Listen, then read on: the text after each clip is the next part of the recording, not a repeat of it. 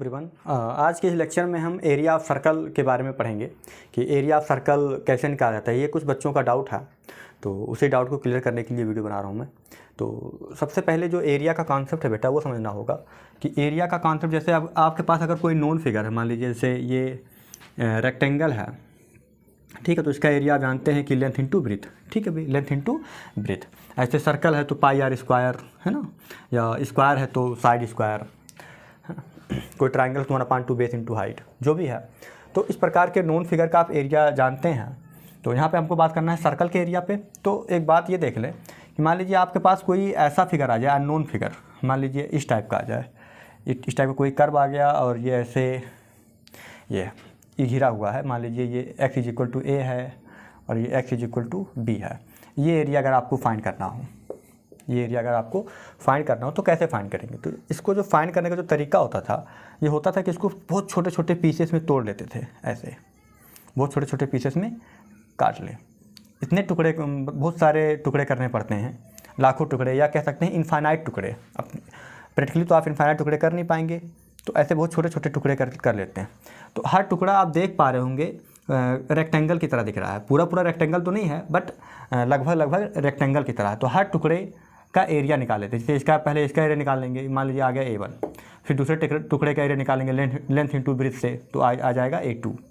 ऐसे ही तीसरे का निकाल लेंगे, आ जाएगा A3, और ऐसे ही करते चले जाएंगे तो हमें पूरा एरिया मिल जाता है। तो हो क्या रहा है कि किसी भी अननोन फिगर ऐसे आ गया, उसके एरिया को निकालने के लिए इसको बहुत सारे टुकड़े करने पड़ते हैं, है ना। वो टुकड़े क्या होता है? Tending to infinite.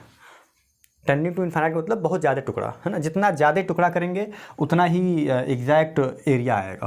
क्लियर है? क्योंकि अगर मैं इस फिगर का एरिया निकालना हो, टुकड़े बड़ा बड़ा कर दिया, तो यहाँ पे देखिए रेक्टेंगल कहाँ बन रहा है ना। रेक्टेंगल के लिए ये जो अपोजिट साइड बराबर होने चाहिए, तो रेक्टेंगल नहीं दिख रहा है एकदम क्लियर। लेकिन अगर छोटे छोटे टुकड़े कर दें, बहुत छोटे छोटे टुकड़े कर दें, तो हम देख पाएंगे कि ये लेंथ लगभग बराबर हैं। तो छोटा टुकड़ा करने से ये फ़ायदा होता है कि जो ये रेक्टेंगल है वो, है ना, बहुत ही एग्जैक्ट बनने लगता है। ठीक है भाई, तो ये हम आइडिया जान पाए कि किसी भी अननोन फिगर का एरिया निकालने के लिए हम उसके कई सारे टुकड़े करते हैं। अब इसके बारे में आगे जब क्लास 12 में जाएंगे तो बातचीत की जाएगी कि ये डिफरेंट इंटीग्रेशन में इंटीग्रेशन की हेल्प से निकाला जाता है। ठीक है, तो मैं इससे ज़्यादा बात नहीं करता, मैं पहले आता हूँ अपने टॉपिक पे।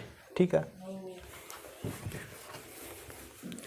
तो मुझे जो यहाँ निकालना है बेटा एरिया, वो निकालना है सर्कल का एरिया। तो सर्कल के एरिया में भी यही कॉन्सेप्ट लगा है कि आपके पास एक ये सर्कल है, ठीक है, और इस सर्कल का मान लीजिए ये सेंटर है, तो इसके आप कई सारे टुकड़े कर दीजिए। मैं यहाँ टुकड़ा कर रहा हूँ, एक टुकड़ा ये कर दिया,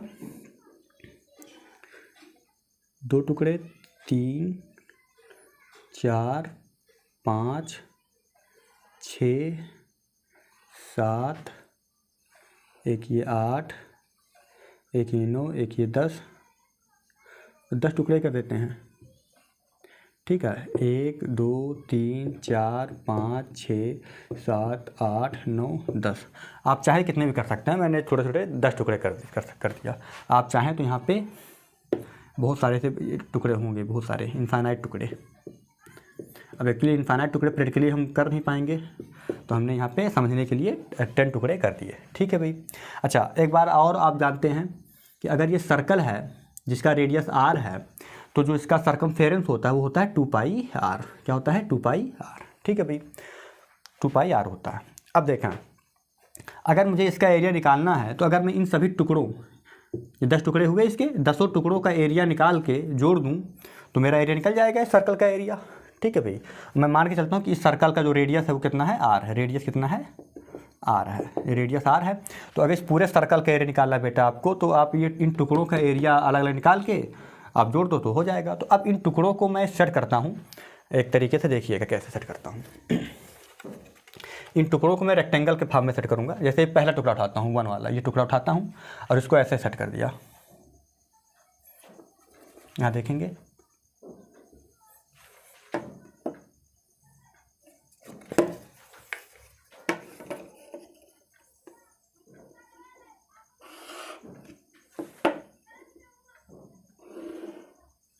ये हमारा हो गया पहला टुकड़ा, ये पहला टुकड़ा यहाँ पे बना दिया।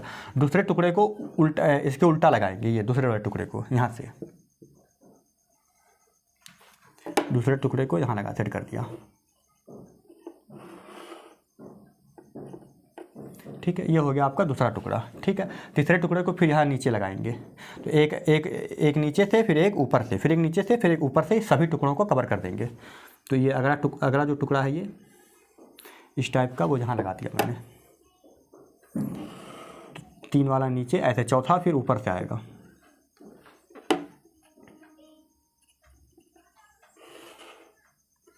चौथा टुकड़ा यहाँ हो गया, 5वां टुकड़ा फिर ऐसे यहाँ से मैंने बना दिया 5वां टुकड़ा, 6वें के लिए बेटा यहाँ से, तो 19 भी थोड़ा सा हो सकता है ख़राब, ठीक है, ऐसे ही बनाने हैं। ये आपके पास आगा 5वां टुकड़ा, ये 6वां टुकड़ा है, यहाँ पे ज्वाइन हो गया। ये हम कर क्या रहे हैं, जो ये सर्कल है इसके जो 10 टुकड़े हैं ना, 1 2 3 4 5 6 7 8 9 10, इनको मैं सेट कर रहा हूँ। एक टुकड़ा यहाँ लगाया, दूसरा वाला पहला टुकड़ा निकाला यहाँ लगाया, दूसरा निकाला इसके ऊपर लगाया, तीसरा निकाला यहाँ से लगाया, चौथा टुकड़ा उसके ऊपर से लगाया, 5वां टुकड़ा फिर नीचे फिर ऊपर, ऐसे चल रहा है ना। अब 7वां टुकड़ा तो ऊपर लगा दिया, अब नीचे लगाएंगे ऐसे,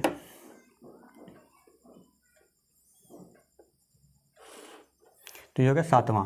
7वें के बाद यहाँ पे 8वां, ये हो गया आपका 8वां। 8वें के बाद यहाँ पे 9वां। इसलिए मैंने 10 ही टुकड़ा किया कि बनाने में आसान है, तो पता चले 100 टुकड़े करते तो 100 बनाने में दिक्कत होगा ना, तो 8 पे समझ लेते हैं। तो ये हो गया 9वां, और 10 पे समझ लेते हैं, और लास्ट टुकड़ा ये हो गया आपका, ये हो गया आपका 10वां टुकड़ा, ठीक है भाई। तो अब आप देखें, हमने इस सर्कल, ये सर्कल है जिसका रेडियस आर है बेटा, जिसका रेडियस आर है, इसके मैंने 10 टुकड़े किए। 10 टुकड़े ही ट्रायंगल के टाइप के हैं, आप देख पा रहे हैं ट्रायंगल के टाइप के हैं, और इन्हीं को ऐसे निकाल के टुकड़ों को, एक टुकड़ा नीचे रखा तो दूसरा टुकड़ा उसके ऊपर रखा ऐसे, फिर तीसरा टुकड़ा फिर यहाँ नीचे रखा, फिर चौथा टुकड़ा उसके ऊपर से ऐसे रख के ये बना दिया। तो हम देख पा रहे हैं कि जो ये डिज़ाइन बन रहा है ये पूरा रेक्टेंगल तो नहीं है, लेकिन फिर भी रेक्टेंगल की तरह, क्योंकि अगर ये टुकड़ों को जो मैंने काटा है 10 टुकड़े, अगर इसको मैं और छोटा छोटा कर दूंगा तो ये लगभग रेक्टेंगल हो जाएगा, ठीक है। एक्चुअली यहाँ पे थोड़े टुकड़े हमने बड़े लिए हैं जिससे आपको दिखे, इसलिए थोड़ा सा आपको यहाँ टेढ़ा मेढ़ा दिख रहा है, क्योंकि जब ये टुकड़ा जो छोटा लूँगा मैं, ये छोटा छोटा टुकड़ा लूँगा तो ये कर्व उतना बड़ा नहीं दिखेगा, ये एकदम सीधी लाइन दिखेगी, ठीक है। तो थोड़ा सा आपके देखने के लिए मैंने टुकड़े को बढ़ा लिया है, तो इस प्रकार फिगर दिख रहा है। तो ये लगभग किस तरह का फिगर है, रेक्टेंगल की तरह है, ठीक है, इसी तरह है, रेक्टेंगल की तरह है, ठीक है। अब हम बात करते हैं इसकी लंबाई और चौड़ाई की, ठीक है। तो पूरा जो लंबाई है सरकमफेरेंस, इस सर्कल का जो पूरा लंबाई है सरकमफेरेंस, ये होता है 2πr। कितना होता है, 2πr। तो हमने देखा है कि 2πr का आधा पार्ट नीचे बट गया, आधा पार्ट ऊपर, जैसे 1 2 3 4 5 6 7 8 9 10, 10 नंबर में देखिए 2 4 6 8 10, इवन वाले अलग हैं, आड वाले अलग हैं। तो हम देख पा रहे हैं इवन वाला, आड वाला नीचे आ गया और इवन वाला ऊपर आ गया, है ना। जो आड वाले टुकड़े हैं बेटा, जिस 8 टुकड़ा, ये पहला टुकड़ा, तीसरा टुकड़ा, 5वां, 7वां, 9वां, तो आड वाले टुकड़े नीचे हैं और इवन वाले टुकड़े ऊपर हैं। लेकिन सब मिला के, सब इवन आड मिला के देखो 10 टुकड़े हैं, 1 टुकड़ा, 2 टुकड़ा, 3 4 5 6 7 8 9 10। तो ये जो 10 टुकड़े मिलके पूरा सर्कल बना है, इसका मतलब पूरा सर्कल का जो सरकमफेरेंस है, सरकमफेरेंस है वो 2 पार्ट में टूट गया, एक इवन वाले पार्ट में, एक आड वाले पार्ट में। तो 2πr के 2 टुकड़े हो गए, एक πr फिर एक और πr, तो एक πr नीचे और एक πr ऊपर।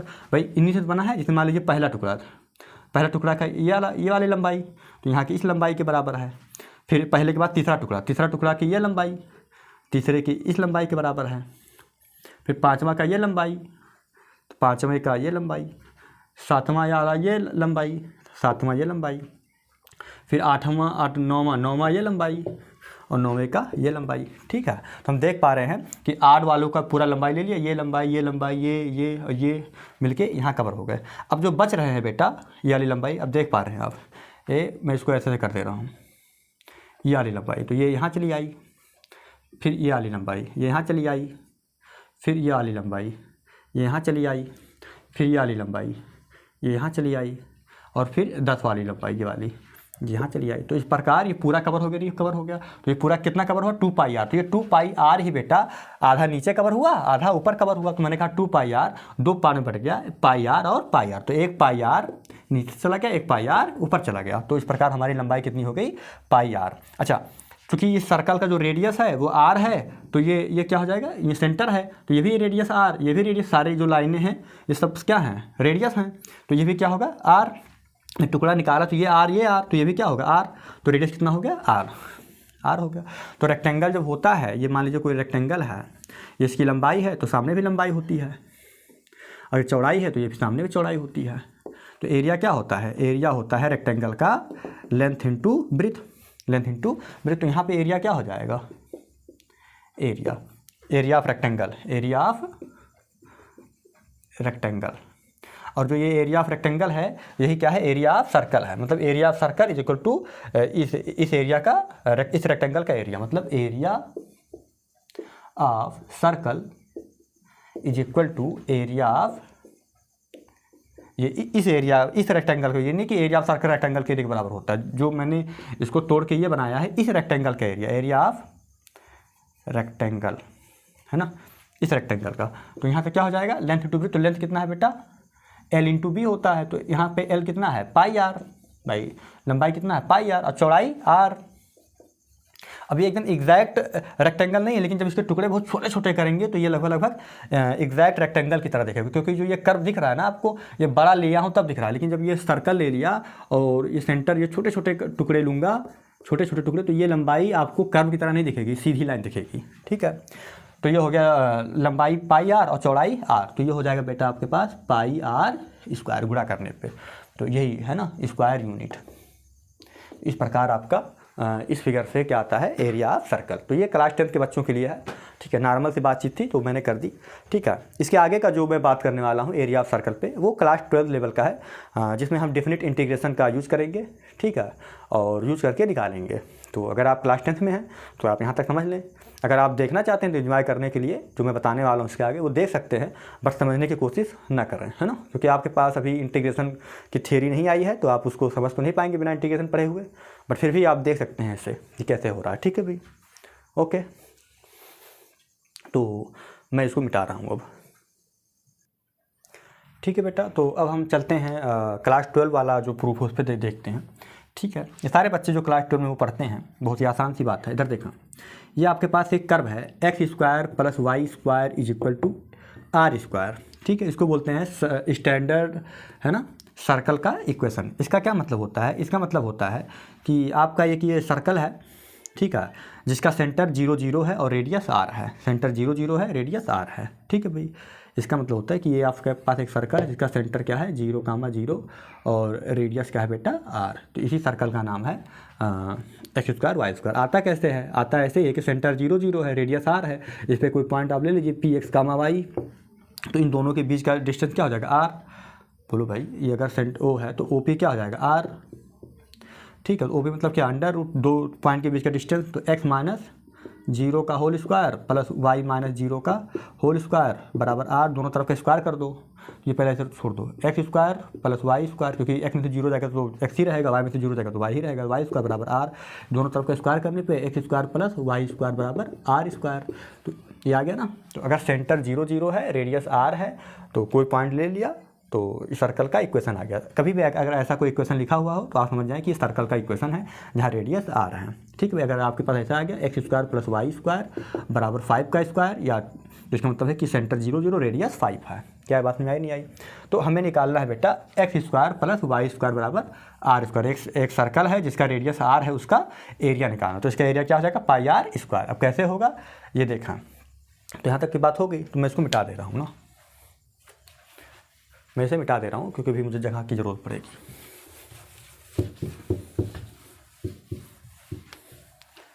तो जो अपने पास इक्वेशन है बेटा वो यही है कि x square plus y square बराबर आर स्क्वायर। मुझे जो भी बात करनी है इसी इक्वेशन पे बात करनी है, और इसका जो एरिया आएगा वो क्या आना चाहिए, पाई आर स्क्वायर आना चाहिए। ठीक है, तो सबसे पहले मैं इस कर्व को ड्रा करूँगा एक एक्स वाई प्लेन में।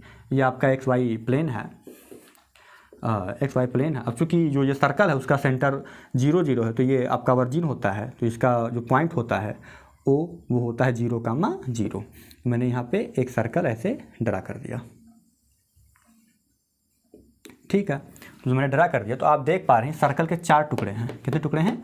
4 टुकड़े। तो चूँकि सर्कल का रेडियस r है तो ये 0 से ये पॉइंट मान लीजिए a है, मान लीजिए कोई पॉइंट a है, तो 0 से इसके ये पॉइंट क्या हो जाएगा? अगर रेडियस r है तो r कामा 0 हो जाएगा।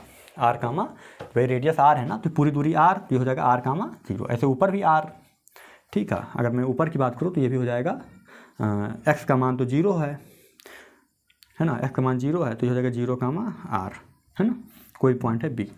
तो आप चाहें तो ये पहले इस टुकड़े का एरिया निकाल लें, फिर इसका निकालें, फिर इसका निकालें, फिर इसका निकाल लें। तो हम देख पा रहे हैं कि अगर जितना टुकड़ा ये है उतना ही टुकड़ा ये है, उतना ही टुकड़ा ये है, उतना ही टुकड़ा, ये चारों टुकड़े आपस में बराबर हैं। बोलो ये क्वाड्रेंट हो गया ना, तो एक सर्कल के 4 टुकड़े हो गए, 1 2 3 4, और ये चारों आपस में बराबर हैं। तो मैं सोच रहा हूँ तो क्यों ना मैं एक टुकड़े का एरिया निकाल लूँ, एक का निकाल के 4 से गुणा कर लूँगा तो चारों टुकड़ों का एरिया आ जाएगा, मतलब पूरा सर्कल आ जाएगा। तो एरिया निकालने के लिए इस पर क्या किया जाता है बेटा, एक ऐसे छोटी सी पट्टी ली जाती है। फिर मैंने क्यों कहा पट्टी लिए ना, क्योंकि बहुत सारे टुकड़े होंगे, तो एक पट्टी ले लिया, इसको मैं चलाऊँगा या 0 से लेकर 1 तक, ठीक है। मैंने पट्टी एक्स एक्सिस पे लिया है, आप चाहे तो वाई एक्सिस पे भी ले सकते हैं, ठीक है भाई। तो अगर लिया ये 0 कामा 0 है, ओ एक पॉइंट है यहाँ पे, वो पॉइंट है 0 कामा 0, ठीक है। तो ये पट्टी है, तो इस पट्टी की कुछ चौड़ाई होगी, इस पट्टी की चौड़ाई मैंने dx मान लिया, और चूँकि ये कर्व है, इस कर्व की लंबाई मैंने y मान लिया, ठीक है।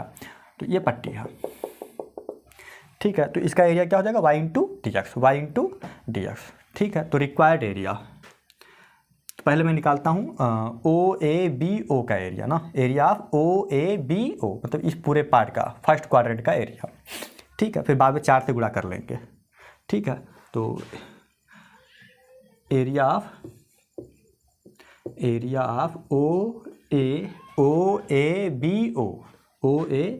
OABO, ऐसा क्यों कहा? ओ बाद में, ओ यहाँ भी लिखा, ओ यहाँ भी लिखा, क्यों ऐसा कहा? क्योंकि ये क्लोज्ड कर्व है। तो OABO मतलब जहाँ से चले वहीं पे आ गए, इसका मतलब ये बताता है कि ये पूरा क्लोज्ड कर्व है, ओपन नहीं है। तो क्लोज्ड कर्व का कर्व निकालें, इसलिए मैंने कहा OABO। तो OABO का मतलब ये पार्ट आ गया, पूरा पार्ट, पहला वाला क्वाड्रेंट, ठीक है बेटा। तो इसका एरिया क्या हो जाएगा?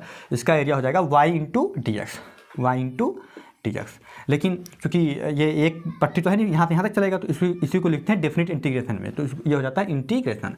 तो एरिया, डेफिनेट इंटीग्रेशन का यूज़ हम एरिया फाइंड करने में करते हैं। तो क्लास 10 के जो बच्चे हैं वो देख के परेशान हो रहे होंगे, वो ज़्यादा परेशान ना हो और अपना दिमाग ज़्यादा ना लगे, बस इंजॉय करें, देख लें, है ना। आगे जब आप पढ़ेंगे क्लास 12 तो बहुत ईजिली कर पाएंगे, बहुत नॉर्मल सा चैप्टर है, ठीक है। थोड़ा सा कर्व ट्रेसिंग वगैरह आएगा आपको तो बहुत आराम से कर ले जाएंगे, अभी इससे दिमाग ज़्यादा ना लगाएं, ठीक है। जो क्लास 12 के बच्चे हैं, जिन्होंने डिफरेंट इंटीग्रेशन पढ़ चुके हैं वो तो नॉर्मली कर ले जाएंगे, ठीक है। तो एक्चुअली मैं ये इसलिए बता दे रहा हूँ कि एरिया ऑफ सर्कल आ गया, तो मैं सोच रहा हूँ कि हर टॉपिक से ये क्लोज मतलब कंप्लीट हो जाए, ठीक है। तो मैंने क्या कहा बेटा कि y dx, इस पट्टी का एरिया लिख दिया, y लंबाई गुणे चौड़ाई y dx, और कहाँ से कहाँ तक ये पूरा निकालना है? 0 से लेके a तक। तो चूँकि ये x पे है तो वेरिएशन कहाँ का होगा? x का। तो यहाँ पे x कोऑर्डिनेट कितना है? 0। तो 0 से, और y कोऑर्डिनेट कितना है? r, मतलब यहाँ पे o का x कोऑर्डिनेट कितना है? 0, यहाँ पे a का कितना है? r। तो क्योंकि चलना ये पट्टी कहाँ से कहाँ चलेगी? 0 से लेके r तक चलेगी ना, 0 से लेके r तक। क्लियर है बातचीत? अच्छा, इंटीग्रेशन में क्या करना है कि अगर x के रिस्पेक्ट में है तो जो फंक्शन भी होना चाहिए वो x का होना चाहिए। तो यहाँ से मैंने कहा 0 टू r, y का मान निकाल लो, y का मान निकाल लो भाई। y का मान यहाँ से निकाल सकते हैं, x square plus y square is equal to r square. तो यहाँ से वाई स्क्वायर हो जाएगा बेटा r square minus x square. तो वाई बराबर हो जाएगा under root r square minus x square. अच्छा, आएगा प्लस माइनस, आएगा y का मान प्लस माइनस, लेकिन भाई हम पहले क्वाड्रेंट में हैं तो y पहले क्वाड्रेंट में प्लस होता है, इसलिए हमने केवल प्लस ले लिया, ठीक है भाई बातचीत। तो y का मान r square minus x square under root, तो y का मान हो गया under root r square minus x square d x. Clear है बातचीत? R square minus x square d x. अब आप क्लास 12 में इसका इंटीग्रेशन पढ़ते होंगे, ठीक है। इसका जो इंटीग्रेशन होता है, जैसे एक इंटीग्रेशन होता है under root a square minus x square d x का, ठीक है। ये होता है 1/2 ब्रैकेट में x under root a square minus x square plus a square sine inverse x by a, ठीक है। तो इसका इंटीग्रेशन यहाँ पे क्या हो जाएगा? इसका इंटीग्रेशन हो जाएगा 1/2, बाहर हो जाएगा बेटा ब्रैकेट में एक्स, तो यहाँ पे एक्स हो जाएगा x under root r square minus x square, भाई जहाँ जहाँ ए है वहाँ वहाँ यहाँ पे आर है, plus r square sine inverse x by a, तो एक्स बाई आर ये हो गया। और लिमिट के कहाँ से कहाँ तक लगेगा, 0 से लेके आर तक, तो lower limit 0 upper limit r. तो अगर मैं अपर लिमिट पुट करूँ तो क्या आएगा, ये हो जाएगा 1/2, आर पुट कीजिए यहाँ पे, तो आर जब पुट करेंगे तो ये हो जाएगा आर इंटू 0। क्यों आर इंटू 0, क्योंकि आर स्क्वायर यहाँ पे जब पुट करेंगे तो एक्स स्क्वायर, तो एक्स के यहाँ पे क्या लिखेंगे आर, भाई जहाँ जहाँ एक्स है वहाँ वहाँ आर लिखना है, तो यहाँ एक्स है तो यहाँ आर हो गया, अंडर रूट के अंदर r square minus r square तो 0 आ जाएगा, आर स्क्वायर एक्स के यहाँ पे आर लिखेंगे तो आर स्क्वायर 0 है, खत्म कहानी, प्लस यहाँ पे हो जाएगा r square sine inverse r बान आर, तो साइन इनवर्स 1, तो ये हो गया आपका एक पार्ट है ना अपर लिमिट। और जब लोअर लिमिट, जब पहले अपर लिमिट पूरा रखेंगे फिर लगाएंगे माइनस, क्योंकि जब लोअर लिमिट रखते हैं तो माइनस लगाते हैं, तो जब यहाँ पे रखेंगे एक्स का मान तो 0, और फिर यहाँ पे जब रखेंगे तो साइन इनवर्स 0, साइन इनवर्स 0 का मान क्या होता है 0, तो ये आ गया 0, भाई साइन इनवर्स 0 का मान 0 होता है। ठीक है, इनवर्स ट्रिग्नोमेट्रिक फंक्शन पढ़ेंगे आप तो जान जाएंगे साइन इनवर्स 0 का मान 0 होता है। क्लियर है, तो ये तो खत्म हो गया कहानी। तो यहाँ तक क्या आ गया 1/2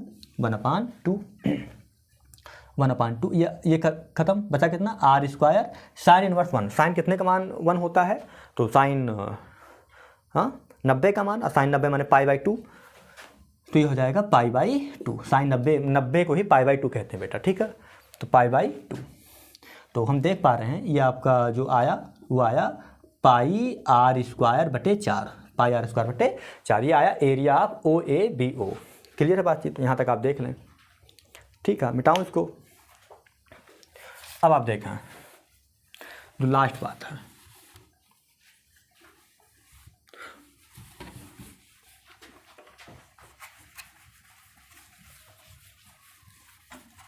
तो इसका पार्ट कैरी करना आ गया πr²/4।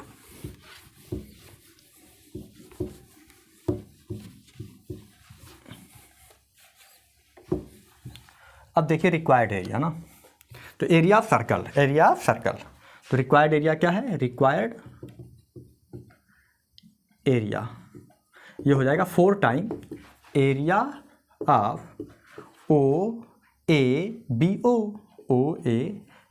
भाई जो ये निकाला है उसी का 4 गुना, तो 4 आगे रहेगा, और क्या निकाला है πr²/4, तो ये 4 से 4 बेटा कट गया, तो क्या आया πr², इसको बोलते हैं स्क्वायर यूनिट। क्या बोलते हैं, स्क्वायर यूनिट। इस प्रकार आपका हम देख पा रहे हैं कि रिक्वायर्ड एरिया क्या था, सर्कल का एरिया, सर्कल का एरिया कितना आ गया πr²। ठीक है भाई, तो उम्मीद है आपको समझ में आया होगा। क्लास 10 के बच्चे, तो एक्चुअली क्लास 10 के लिए बनाया था मैं, बट मेरा मन कहा कि चलो आगे भी बता देते हैं, तो मैंने बता दिया। ठीक है, तो जो बच्चे क्लास 12 के लिए होंगे वो भी देख लेंगे। ओके, तो उम्मीद है कि आपको समझ में आ गया होगा। नहीं समझ में आया है तो आप कमेंट में पूछ सकते हैं। ठीक है भाई, ओके डन।